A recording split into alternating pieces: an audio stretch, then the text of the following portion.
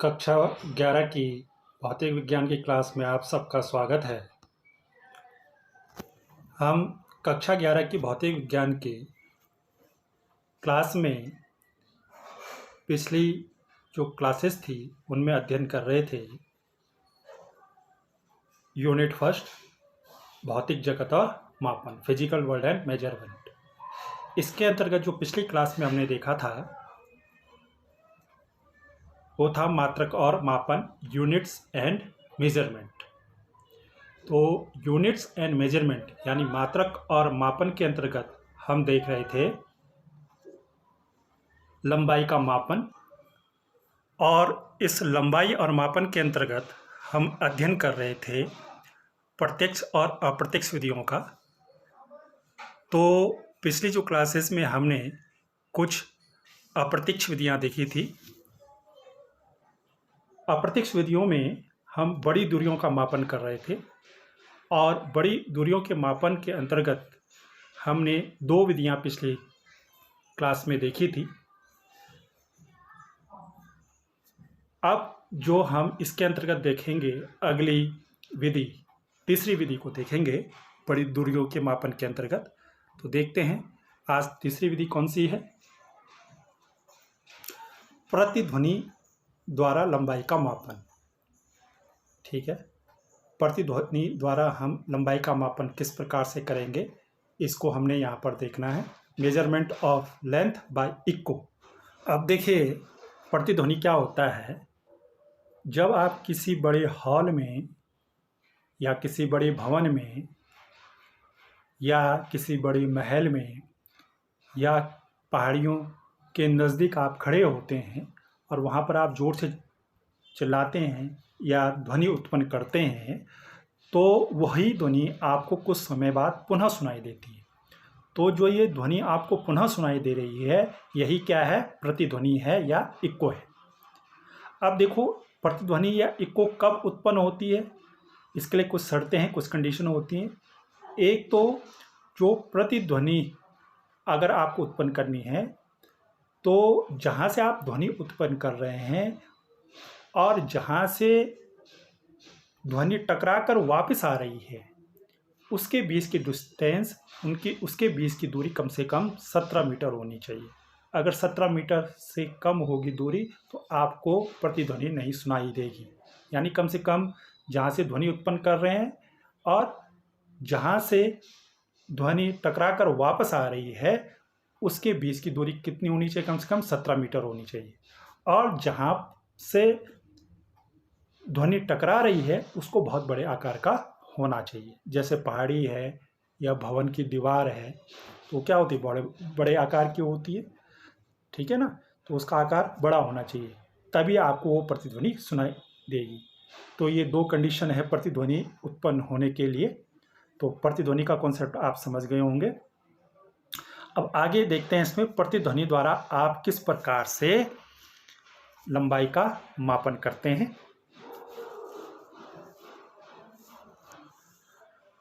प्रतिध्वनि द्वारा लंबाई का मापन।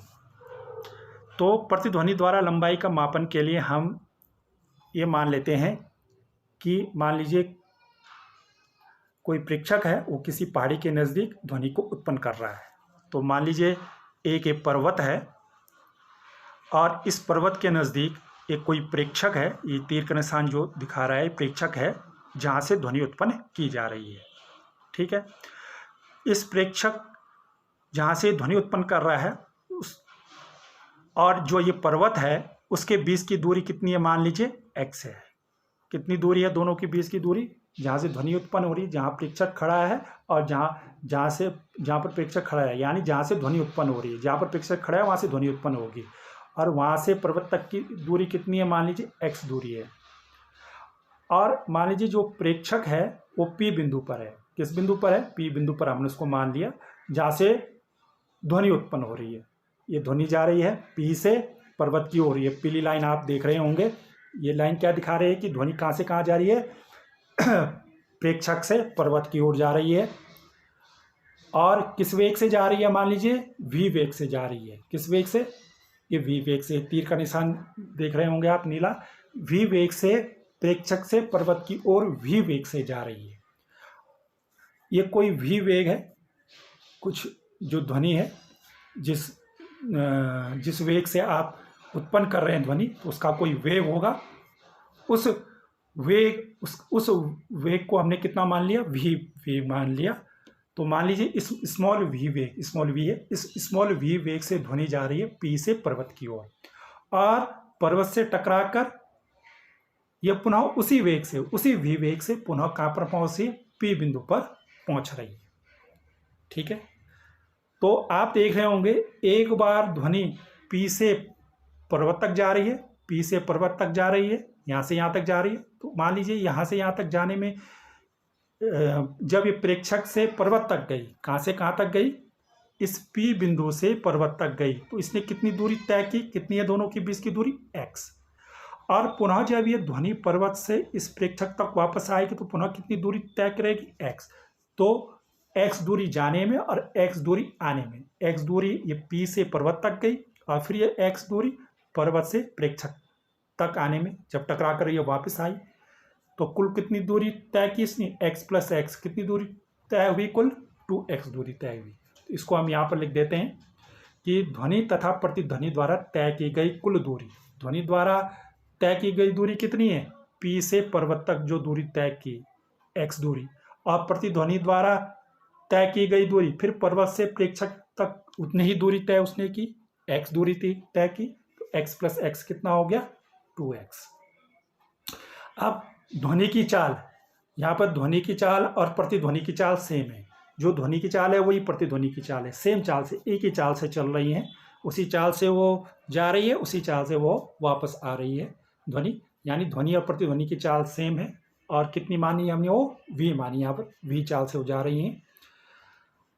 मान लीजिए अब इस पूरे समय में जो p से जब ध्वनि उत्पन्न हुई और पर्वत तक गई और फिर वहाँ से टकराकर पुनः p तक वापस आई, तो इस पूरे दूरी यानी ये 2x दूरी तय करने में, इस 2x दूरी तय करने में जो ध्वनि को समय लगा, कुल कितना समय लगा, t, स्मॉल t समय लगा। तो हमने यहाँ पर लिख दिया ध्वनि तथा प्रतिध्वनि, ठीक है, द्वारा कुल दूरी 2x तय करने में लगा समय। ठीक है, ये पूरी दूरी तय करने में कितना समय लगा, उसको स्मॉल t समय लगा। तो हम जानते हैं दूरी बराबर चाल गुणा समय होता है, ये सूत्र होता है, दूरी बराबर चाल गुणा समय। तो यहाँ पर मान रख देंगे, दूरी का मान कितना है हमारे पास, कुल दूरी है 2x है हमारे पास, चाल कितनी है v है, और समय कितना है हमारे पास t है। ठीक है, तो यहाँ से ये मान रख दिया हमने 2x बराबर v इंटू टी। अब हमें यहाँ पर क्या निकालना है, x, प्रेक्षक और पर्वत तक की दूरी, प्रेक्षक मतलब जहाँ से आपने ध्वनि उत्पन्न की है और जहाँ से वो टकराकर वापस आई है। ठीक है, इस दूरी को हमें निकालना है। ठीक है ना, प्रेक्षक से पर्वत तक की दूरी निकालनी है, यानी आपने यहाँ से यहाँ तक की दूरी निकालनी है। तो यानी आपकी कौन सी दूरी निकालनी है, x दूरी निकालनी है। तो x का मान ज्ञात करने के लिए क्या करेंगे, यहाँ पर 2x बराबर वी टी आपके पास आया, तो 2 को यहाँ बटे में ले आएंगे वी टी के। तो अब इसको लिख देते हैं, यहाँ पर 2 को बटे में ले आते हैं, ये हो गया x बराबर v गुणा t बटा 2 ये बटे में आ गया। तो इस प्रकार से आप प्रतिध्वनि द्वारा लंबाई का मापन कर सकते हैं। जैसे हमने यहाँ पर लंबाई का मापन किया, x या दूरी का मापन जो आपने किया है, या प्रेक्षक से ये पर्वत तक की दूरी आप निकाल सकते हैं, जहाँ से आपने ध्वनि उत्पन्न की है और जहाँ पर ये प्रतिध्वनि जहाँ से वो टकराकर वापस आई है उसके बीच की दूरी आपने ज्ञात कर ली x। तो ये प्रतिध्वनि द्वारा, इस प्रकार से आप प्रतिध्वनि द्वारा दो बिंदुओं के बीच की दूरी या 2 स्थानों के बीच की दूरी आप ज्ञात कर सकते हैं। ठीक है, अब अगला हम देखते हैं इसमें, ये तो तीसरा मेथड था, चौथा मेथड देखते हैं। चौथा मेथड है लेजर द्वारा लंबाई का मापन, measurement of length by laser. तो लेजर एक क्या होता है, एक इंटेंस लाइट का पुंज होता है, प्रकाश पुंज होता है, बहुत तीक्ष्ण प्रकाशपुंज होता है, और इसका जो पूरा नाम है वो है लेजर का पूरा नाम light amplification by stimulated emission of radiation. ठीक है, तो इसके द्वारा हम ग्रह, उपग्रहों या तारों की पृथ्वी से दूरी ज्ञात करते हैं। तो देखते हैं इस मेथड को किस प्रकार से प्रयोग किया जाता है, किस प्रकार से लेजर द्वारा लंबाई का मापन होता है। तो लेजर द्वारा लंबाई का मापन करना है तो इसके लिए हम क्या करते हैं, पृथ्वी पर किसी एक बिंदु से लेजर को आपतित किया जाता है। कहाँ की ओर आपतित किया जाता है, किस पर आपतित किया जाता है, जिस उपग्रह, जिस तारे या जिस ग्रह की दूरी हमें पृथ्वी से ज्ञात करनी होती है। तो मान लीजिए कोई पृथ्वी है जैसे, और पृथ्वी पर एक बिंदु हम ले लेते हैं। उससे पहले हमारे पास ये पृथ्वी है और ये लाल घेरा क्या है, कोई उपग्रह है मान लीजिए। तो ये आपके पास एक पृथ्वी हो गई और ये उपग्रह हो गया। पृथ्वी से उपग्रह के बीच की दूरी आपने ज्ञात करनी है, पृथ्वी और उपग्रह के बीच की दूरी ज्ञात करनी है। या आप कह सकते हैं कि पृथ्वी से जो ये उपग्रह है आपके पास, इसकी दूरी आपने ज्ञात करनी है। किसी उपग्रह की कर सकते हैं, किसी ग्रह की कर सकते हैं, या किसी तारे की दूरी आप ज्ञात कर सकते हैं पृथ्वी से। तो क्या करते हैं आप, सबसे पहले पृथ्वी पर एक बिंदु ले लेते हैं, ठीक है, एक स्थान पर। वहाँ से मान लीजिए कोई बिंदु आपने ले लिया, इस बिंदु को आपने क्या नाम दे दिया, P। इसी प्रकार से उपग्रह पर आप एक बिंदु को फोकस कर लेते हैं। मान लीजिए ये बिंदु आपने Q फोकस कर लिया, यहाँ पर Q बिंदु आपने ले लिया उस उपग्रह पर। अब क्या करते हैं आप, इस बिंदु P से Q बिंदु पर लेजर आप आपतित करते हैं, लेजर डालते हैं। ठीक है, तो ये लेजर डाला, नीली लाइन से आपको दिखाई दे रहा होगा, ये क्या है, लेजर आपने डाला बिंदु पृथ्वी से, पृथ्वी के बिंदु P से उपग्रह के बिंदु Q पर आपने लेजर डाला। ठीक है, मान लीजिए P से Q तक की जो दूरी है वो कितनी है, x दूरी है। यहाँ से यहाँ तक की P से Q तक की दूरी कितनी है, ये दूरी आपने x ले ली। ठीक है, अब क्या होगा, जब ये बिंदु P से Q तक ये लेजर गया तो ये इस उपग्रह से टकराकर पुनः कहाँ आएगा, वापस पृथ्वी पर आएगा। तो मान लीजिए ये वापस आया, ये रेड लाइन क्या दिखा रही है कि जो आपने लेजर भेजा, लेजर डाला था बिंदु P से उपग्रह के बिंदु Q पर, वो पुनः उस उपग्रह से टकराकर क्या हो गया, वापस आ गया उसी बिंदु P पर। जो ये लेजर आपका बिंदु P से Q तक यानी उपग्रह तक गया, पृथ्वी से उपग्रह तक गया या उपग्रह से पृथ्वी तक आया, वो किस वेग से गति करेगा, लेजर किस वेग से गति करता है, किस वेग से चलता है, प्रकाश के वेग से चलता है।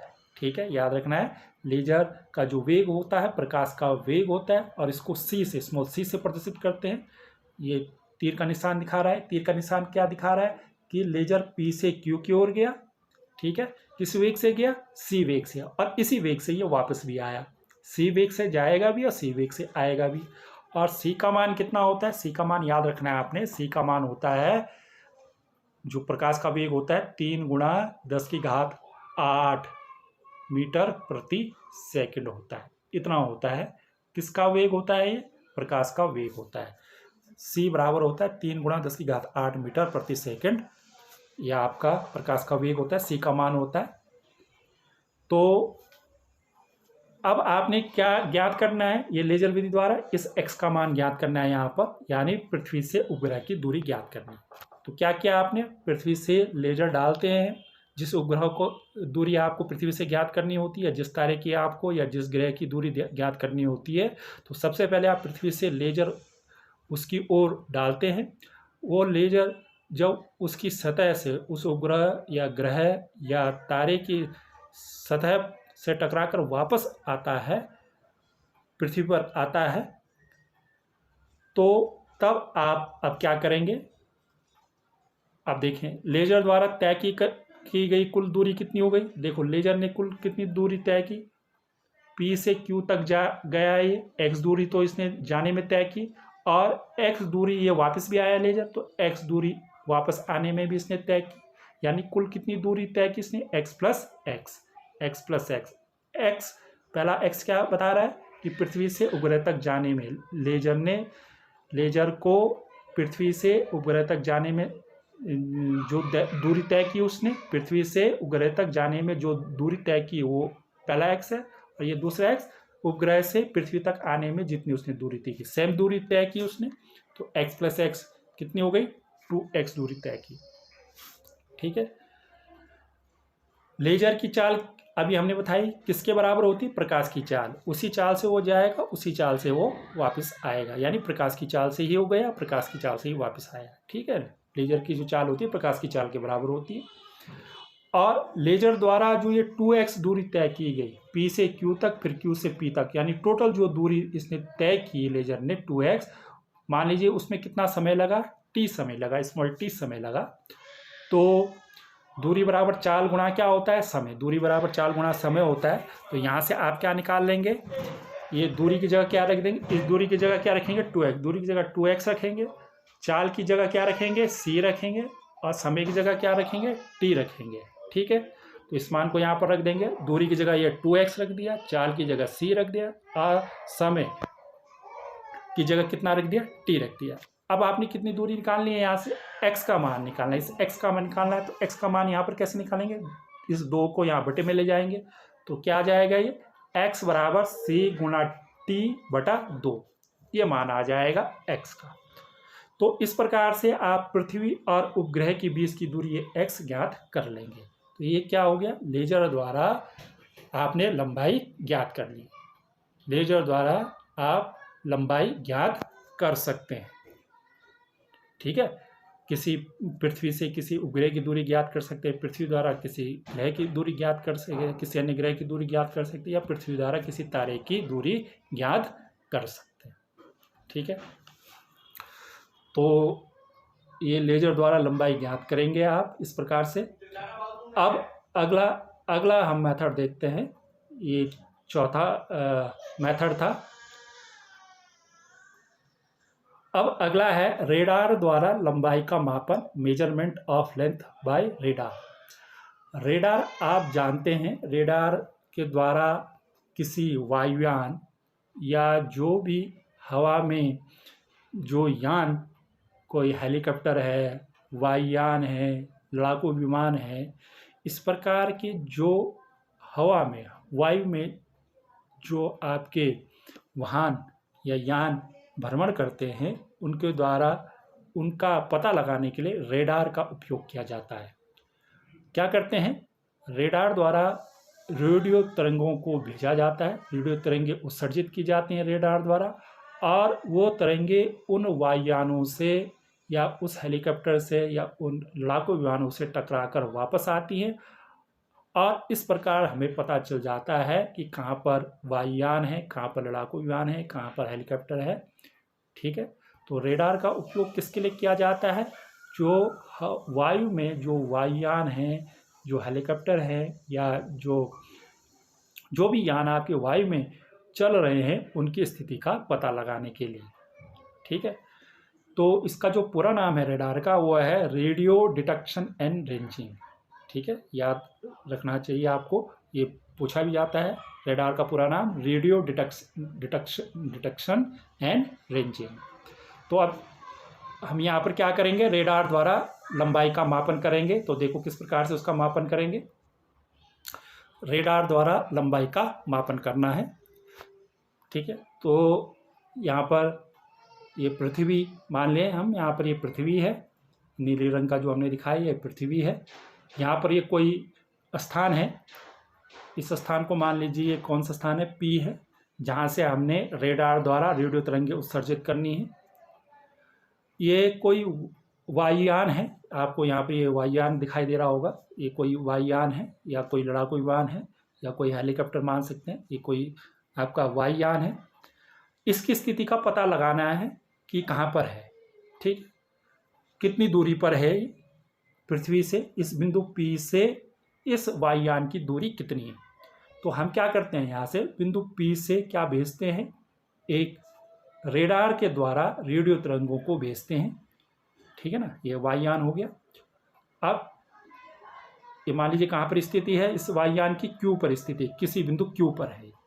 ठीक है ना, पृथ्वी है, पृथ्वी पर बिंदु P है जहाँ से हमने रेडार जहाँ पर है उपकरण होता है रेडार, और यहाँ से हमने रेडियो तरंगे उत्सर्जित करनी है। ये वायुयान है, कहाँ पर है, Q बिंदु पर है वायु में।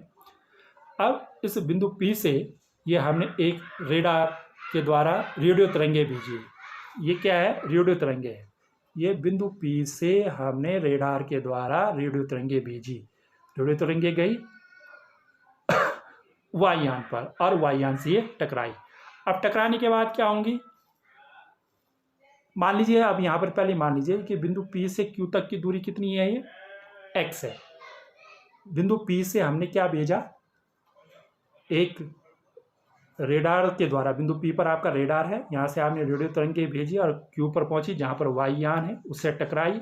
और इस बिंदु P से इस Q की दूरी मान लीजिए कितनी है, x है, जो हमें ज्ञात करनी है। ये x दूरी हमने ज्ञात करनी है।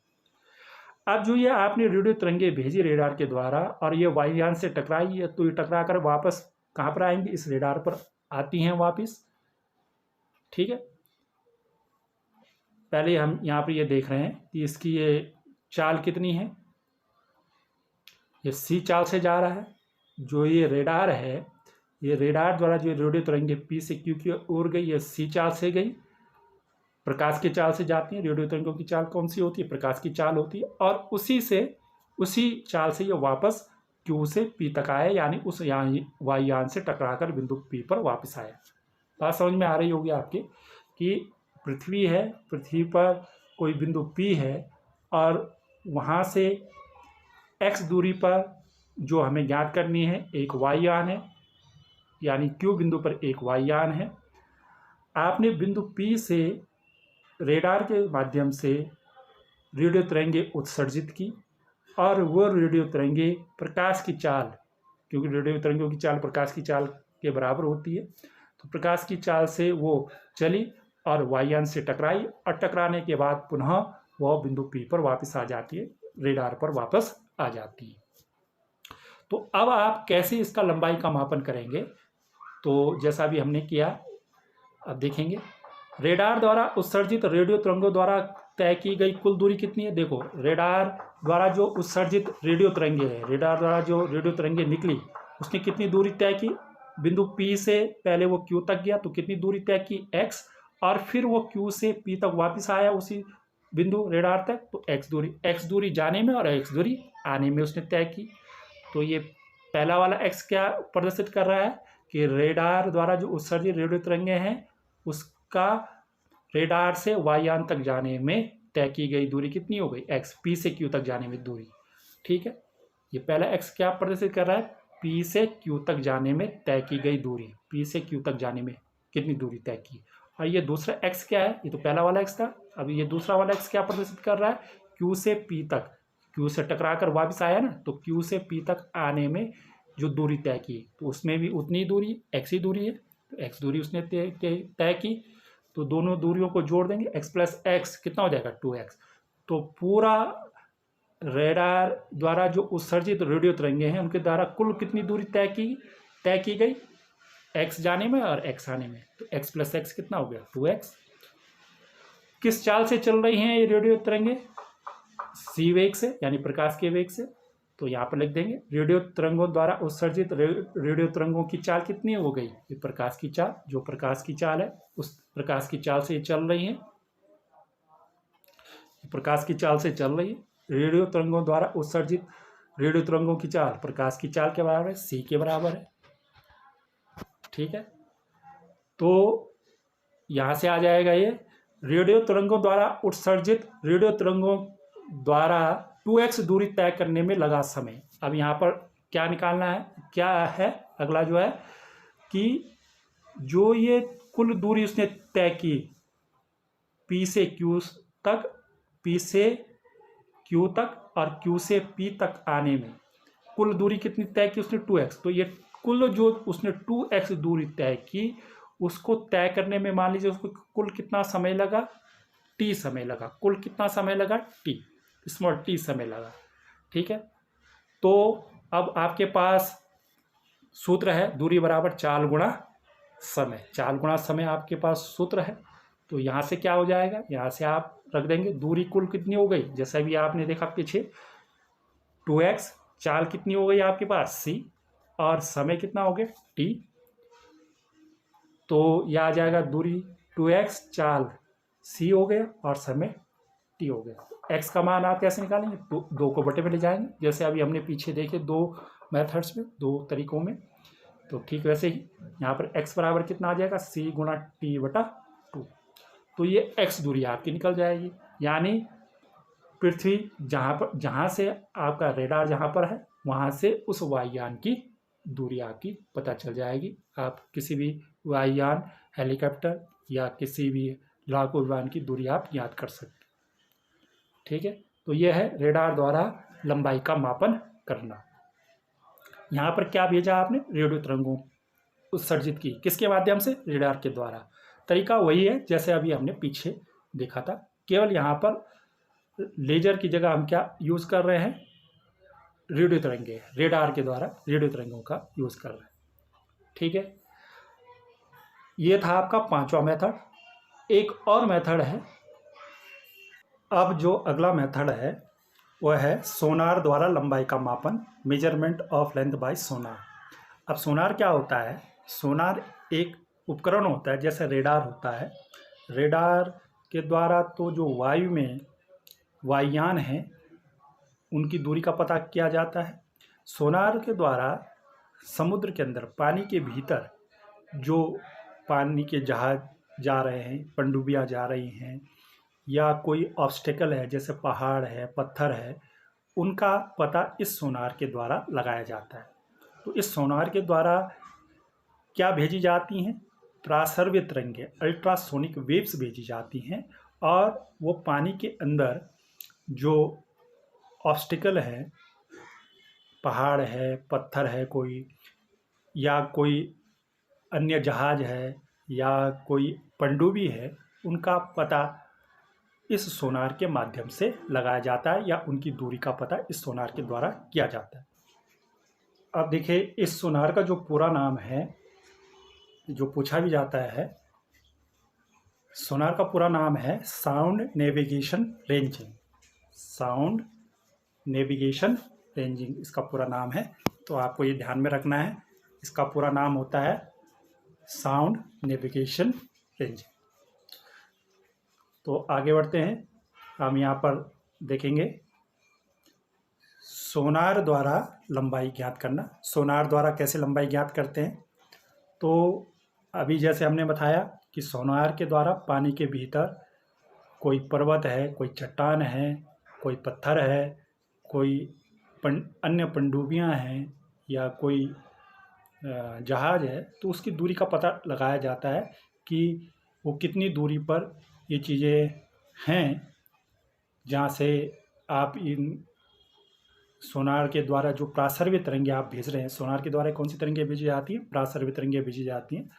तो कितनी दूरी पर जो ये ऑब्स्टिकल्स हैं, चाहे वो पनडुब्बी हो, जहाज हो, चट्टान हो, कोई पहाड़ हो, तो उनका पता किसके माध्यम से हम लगाते हैं, सोनार के द्वारा। और सोनार के द्वारा कौन सी तरंगे भेजी जाती हैं, प्रासर्व्य तरंगे भेजी जाती है, अल्ट्रासोनिक वेव्स भेजी जाती हैं। तो वो टकरा कर उन ऑब्स्टिकल से या उस पनडुब्बी या उस जहाज से टकरा कर वापस आती हैं, और हमें उस दूरी का पता चल जाता है। तो यहाँ पर देखते हैं इसी मेथड को। तो ये मान लीजिए पानी है या समुद्र है कोई, ठीक है ना, पानी के भीतर की ये स्थिति है, और इस समुद्र के भीतर क्या है, इस समुद्र के भीतर क्या है, कोई ये पनडुब्बी है, मान लीजिए पनडुब्बी है, ठीक है, ये हमने क्या बनाई यहाँ पर, एक पनडुब्बी है। तो ये पनडुब्बी है, अब इस पनडुब्बी पर क्या लगा हुआ है, सोनार लगा हुआ है, जहाँ से प्रासर्व्य तरंगे अल्ट्रासोनिक वेव्स भेजी जाएंगी। मान लीजिए इस पनडुब्बी से कुछ दूरी पर ये एक पर्वत है, कोई पहाड़ है, कोई चट्टान है, ठीक है। अब इसका पता लगाना है कितनी दूरी पर है, ठीक है, यानी आपको इस पनडुब्बी से इस पर्वत तक की दूरी पता करनी कि कितनी दूरी पर यह है। ये पानी के अंदर है चट्टान, ये पहाड़, तो ये पनडुब्बी अब इस पहाड़ से न टकराए, ठीक है, तो या इसकी दूरी हमें पता करनी है इस पर्वत की कि इस पनडुब्बी से इस पर्वत की दूरी कितनी है। इसी प्रकार से कोई अन्य पनडुब्बी हो सकती है यहाँ पर, या कोई अन्य जहाज हो सकता है, तो उसकी दूरी का भी हम पता कर सकते हैं। यहाँ पर हम एक उदाहरण के माध्यम से समझ रहे हैं इसको कि यहाँ पर एक पर्वत है, इस पनडुब्बी से कुछ दूरी पर है। मान लीजिए कितनी दूरी पर है, वो x दूरी पर है। ये x दूरी हमने दिखा दी यहाँ पर। ये पनडुब्बी से इस पर्वत तक की दूरी कितनी है, x दूरी है। कितनी दूरी पर है, x। ठीक है। अब आप क्या करेंगे, आपने इस पनडुब्बी से इस पर्वत की ओर क्या भेजनी है, अल्ट्रासोनिक वेव से भेजनी है, सोनार के माध्यम से। सोनार कहाँ लगा है, पनडुब्बी पर लगा है। आपने भेजी, किस वेग से वो जा रही है, मान लीजिए किस वेग से जा रही हो, v वेग से, स्मॉल v वेग से वो जा रही है। जो प्रासर्वित तरंगे हैं किस वेग से जा रही है, v से। अब ये प्रकाश की चाल से नहीं चलती, प्रकाश की चाल से केवल कौन चलती है, लेजर। वहाँ पर जो हमने यहाँ पर अध्ययन किया, लेजर, और दूसरी कौन सी थी, रेडार तरंगे, जो रेडियो तरंगे थी। पर ये सोनार से जो तरंगे चलेंगे प्रकाश के वेग से नहीं चलेंगे, ये ध्यान रखना है। यहाँ पर इनके यहाँ वेग कुछ और होगा। मान लीजिए कितना वेग है, v वेग है। ठीक है, कितना वेग है, v वेग है। ठीक है। अब ये v वेग से क्या कर रही हैं, पनडुब्बी में जो सोनार लगा है वहाँ से प्रासर्वित तरंगे चल रही हैं, किसकी ओर, पर्वत की ओर। और कितनी दूरी तय करती हैं, x दूरी तय करती है। पनडुब्बी से पर्वत तक कितनी दूरी तय करती है, मान लीजिए x दूरी। अब ये टकरा कर क्या होगी, इस पर्वत से टकरा कर कहाँ आएंगी, वापस आएंगी। तो ये वापस आ गई। ये ऊपर वाली जो रेड लाइन थी क्या दिखा रही थी, प्रासर्वित तरंगे गई पनडुब्बी से पर्वत की ओर, और ये नीचे वाली जो पीली लाइन है क्या दिखा रही है, टिक्की टकरा कर वो वापस आ गई कहाँ, पनडुब्बी पर। तो जो ये प्रासर्वित तरंगे अल्ट्रासोनिक वेव्स पनडुब्बी से पर्वत तक गई और फिर टकरा कर वापस आई, तो कुल कितनी दूरी तय की इन्होंने, x दूरी जाने में तय की और x दूरी आने में तय की। तो कुल दूरी कितनी हो गई, 2x। तो यहाँ पर ये हो गया सोनार द्वारा उत्सर्जित जो प्रासर्वित तरंग है द्वारा तय की गई कुल दूरी कितनी हो गई, x प्लस एक्स बराबर 2x। x जाने में तय की और x आने में तय की, तो x प्लस एक्स कितनी हो गई, 2x। बात समझ आए, x यहाँ से यहाँ तक गई x जाने में, और फिर यहाँ से टकरा कर वापस आई, फिर यहीं पर पहुँची, तो x आने में, x दूरी जाने में तय की और x आने में तय की, तो x प्लस एक्स कितना हो गया, 2x। ठीक। सोनार द्वारा उत्सर्जित प्रासर्वित तरंगों की चाल कितनी होगी, v। सोनार द्वारा उत्सर्जित प्रासर्वित तरंगों की चाल कितनी हो गई, v वेग से जा रही है और v वेग से ये वो वापस आ रही है। ठीक। अब मान लीजिए जो 2x जो ये दूरी तय की, जो ये टोटल 2x दूरी तय की, उसको तय करने में प्रासर्वित तरंगों को कितना समय लगा, t समय लगा। टोटल समय कितना लगा, t, स्मॉल t समय। अगेन आपके पास सूत्र है, दूरी बराबर चाल गुणा समय, दूरी बराबर चाल गुणा समय। तो यहाँ पर मान रख देंगे, दूरी आपके पास 2x है, चाल v है और समय कितना है, t है। तो ये मान रख दिया, 2x बराबर v इंटू टी। तो x का मान निकाल देंगे, 2 को बटे में ले आएंगे, तो x बराबर कितना हो जाएगा, v इंटू टी बटा 2। तो ये दूरी आ जाएगी, पनडुब्बी से इस पर्वत तक की दूरी आ जाएगी आपकी, इस चट्टान तक की दूरी आ जाएगी, कितनी दूरी पर ही है। तो इस प्रकार से आप सोनार द्वारा भी लंबाई का मापन कर सकते हैं। ये सोनार द्वारा लंबाई का मापन है। तो इस प्रकार से हमने देखा आज प्रतिध्वनि द्वारा किस प्रकार से आप लंबाई का मापन कर सकते हैं। इसी तरह से लेजर द्वारा किस तरह से लंबाई का मापन कर सकते हैं, रेडार द्वारा किस तरह से लंबाई का मापन कर सकते हैं, सोनार द्वारा लंबाई का मापन आप किस प्रकार से कर सकते हैं। तो इस प्रकार से 4 विधियाँ आज हमने देखी और 2 विधियाँ हमने पिछली क्लासेस में देखी थी लंबाई के मापन की। तो ये जो था बड़ी दूरियाँ किस प्रकार से आप बड़ी दूरियों का लंबाई का मापन किस प्रकार से कर सकते हैं, ये हमने इन 2 क्लासेस के माध्यम से देखा। अब अगली क्लास में हम देखेंगे कि छोटी जो लंबाई है उनका मापन हम किस प्रकार से करेंगे। तो इस क्लास में इतना ही। Thank you.